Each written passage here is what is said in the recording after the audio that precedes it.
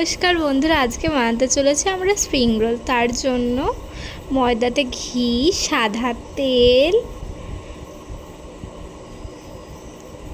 চিনি, লবণ দিয়ে ভালোভাবে ময়ান দিতে হবে। তারপরে কিছুটা জোয়ান দিয়ে ভালোভাবে মেখে নিতে হবে।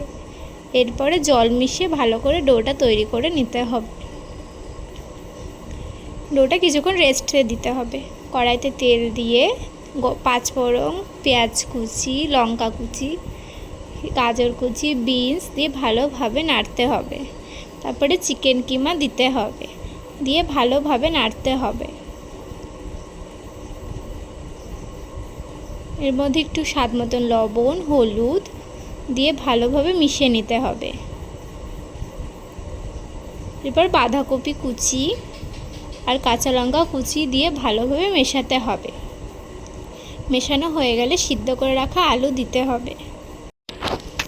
এরপর পেঁয়াজ, রসুন, লঙ্কা বাটা দিতে হবে, দিয়ে ভালোভাবে মেশাতে হবে। কিছুক্ষণ ঢাকা দিয়ে রাখতে হবে। যেই মশলাটি কষা হয়ে যাবে তারপরে ভালোভাবে নাড়তে হবে। কিছুটা লেবুর রস, গরম মশলা দিয়ে ভালোভাবে আবারও মিশিয়ে নিতে হবে। এরপর তাতে কিছুটা জল দিয়ে ভালোভাবে মেশাতে হবে।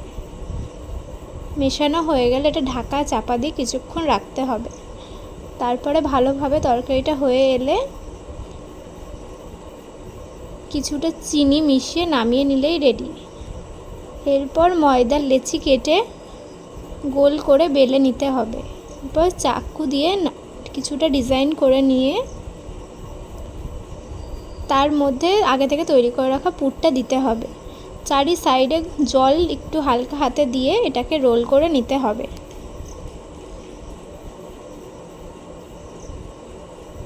রোল হয়ে গেলে এটাকে গরম তেলের মধ্যে ছেড়ে দিতে হবে।